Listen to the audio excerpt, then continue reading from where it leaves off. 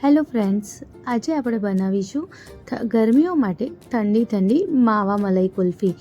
જો તમારી કુલ્ફી બાર જેવી ના બનતી હોય તો તમે મારી આ રેસીપીને એકવાર જરૂરથી ફોલો કરજો। તમારી સેમ ટુ સેમ બાર જેવી મલાઈ કુલ્ફી જરૂરથી બનશે અને એ જ ટેસ્ટ અને એ જ ફ્લેવર તમારી કુલ્ફીમાં પણ જરૂર આવશે। તો ચલો આપણે જઈએ કુલ્ફી બનાવવા તરફ। સૌપ્રથમ આપણે 1 લીટર ફૂલ ફેટ દૂધ લેવાનું છે, એને આપણે ઉકાળવાનું છે। એને ઉકાળવા માટે આપણે આવું ખુલ્લું મોંવાળું વાસણ લેવાનું છે અને એ બી જાડું હોય તો વધારે સારું, જેથી દૂધ નીચે બોળે નહીં અને સરસ રીતે ઉકળી શકે। હવે આપણે એને સરસ રીતે ઉકાળવાનું છે, જેથી આપણે ગેસની ફ્લેમ એકદમ લો કરી દઈશું।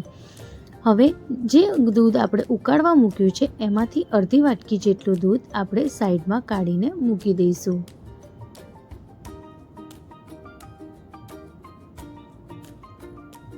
આમાં આપણે કોઈ બી વધારાની વસ્તુ એડ નથી કરવાની, એકલા દૂધથી જ આપણે એટલું સરસ બાર જેવી જ કુલ્ફી બનાવીને રેડી કરીશું। મેં આમાં ખાંડનો ઉપયોગ નથી કર્યો, મેં ખાંડની જગ્યાએ અહીંયા જે હોળીમાં હાયડા આવતા હતા એનો મેં ઉપયોગ અહીંયા કર્યો છે અને મેં સરસ રીતે ક્રશ કરીને એનું કંઈક આવું સરસ પાવડર રેડી કરી દીધું છે। મેં અહીંયા 1 કપ જેટલું આ હાયડાનું પાવડર લીધું છે। હવે એને એક પેનમાં લઈ લઈશું। હવે આપણે એનું કેરેમલ રેડી કરવાનું છે। એના માટે મેં એક પેનમાં 1 વાટકી જેટલું હાયડાનું પાવડર લીધું છે।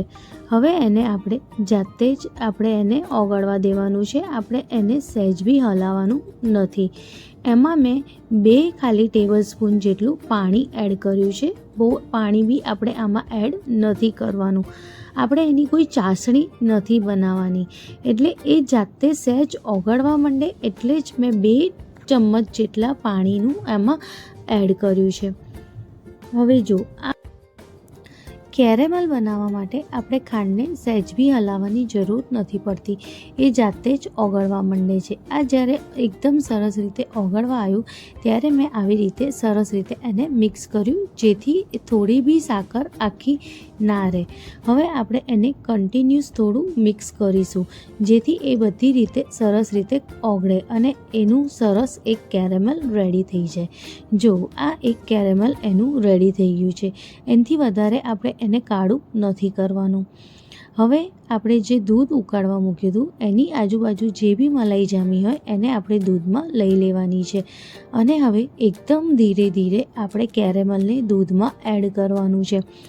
કેરેમલને જ્યારે આપણે દૂધમાં એડ કરીએ ત્યારે આપણે એકદમ ધીરે કરવાનું છે, નહીં તો દૂધ આપણું ઉભરાઈને બહાર આવી જશે અને જોડે જોડે દૂધને હલાવતા પણ જવાનું છે, જેથી એનું ટેમ્પરેચર નોર્મલ જ રહે અને એ ઉભરાઈને બહાર ના આવે। જો કેરેમલને એડ કરતાં દૂધમાં ઓટોમેટિકલી દૂધનો કલર ચેન્જ થઈ ગયો, આપણે કોઈ બી કલરનો યુઝ આમાં નથી કર્યું। હવે જે વાટકીમાં અડધું વાટકી જેટલું દૂધ આપણે કાઢ્યું હતું એમાં 2 ચમચી જેટલું આપણે આમાં આરારોટ એડ કરીશું। જો તમારી જોડે આરારોટ ના હોય તો તમે આમાં 1 ચમચી જેટલું કસ્ટર્ડ પાવડર પણ એડ કરી શકો છો। હવે આપણે એને સરસ રીતે મિક્સ કરીશું અને આ મિક્સરને પણ દૂધમાં આપણે એકદમ ધીરે ધીરે એડ કરીશું અને સરસ રીતે એને હલાવી દઈશું અને હવે દૂધને આપણે હજુ 5 થી 10 મિનિટ સુધી સરસ રીતે ઉકળવા દઈશું। 10 મિનિટ પછી આપણે ગેસની ફ્લેમ બંધ કરી દેવાની છે અને આ મિક્સરને એકદમ ઠંડુ કરવા માટે સાઈડમાં મૂકી દેવાનું। દૂધ જ્યારે એકદમ ઠંડુ થઈ જાય ત્યારે જ આપણે એમાં થોડું આપણે હેન્ડ મિક્સીથી એને ક્રશ કરી દઈશું, જેથી એમાં એકદમ સરસ ઘટપણ આવી જાય। જો કંઈક આવી રીતે 2 મિનિટ માટે જ ખાલી આપણે એને હેન્ડ મિક્સીથી ક્રશ કરવાનું છે।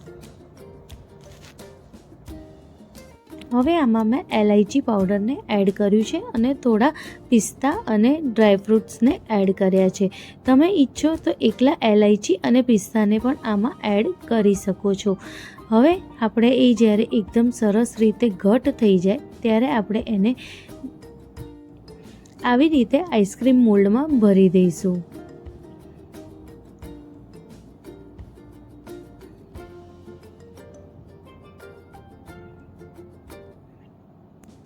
આપણે આને આઈસ્ક્રીમ મોલ્ડમાં ભરીને આખી રાત માટે એને ફ્રીઝમાં રાખવાનું છે.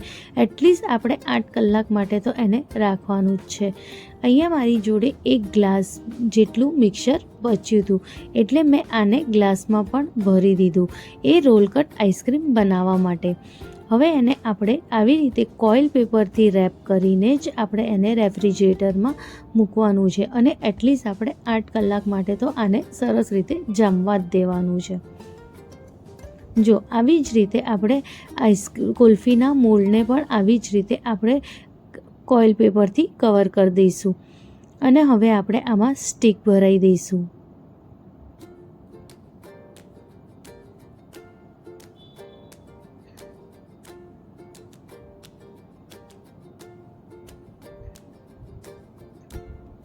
તમે આ આઈસ્ક્રીમને એકવાર જરૂરથી ટ્રાય કરજો.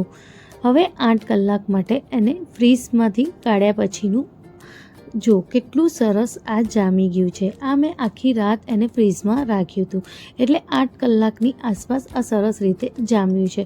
હવે એને આપણે પાણીમાં થોડું ડીપ કરીશું, જેથી એ નોર્મલ ટેમ્પરેચર પર આવી જાય અને આપણી કુલ્ફી આસાનીથી મોલ્ડમાંથી નીકળી જાય. જો કેટલી સરસ કુલ્ફી બનીને રેડી થઈ છે. સેમ ટુ સેમ બહાર જેવી જ કુલ્ફી ટેસ્ટમાં બી છે અને દેખાવામાં બી છે. તમે એકવાર આ રેસીપી જરૂરથી ટ્રાય કરો. તમને ખરેખર તમને સેમ બહાર મળતી કુલ્ફીનો ટેસ્ટ આમાં આવવાનો જ છે. જો હું તમને હવે રોલ કટ બી બતાવું, કેટલું સરસ રોલ કટ બનીને રેડી થયું છે. જુઓ કેટલું સરસ છે. તમે આ રોલ કટ બી તમે આસાનીથી ઘરે બનાવી શકો છો. તમને મારી આ મલાઈ રોલ કટ આઈસ્ક્રીમની રેસીપી ગમી હોય તો તમે એને લાઈક, શેર અને કમેન્ટ જરૂર કરજો અને તમારા દોસ્તો સાથે પણ જરૂર શેર કરજો. મળીએ નવી રેસીપી સાથે. થેન્ક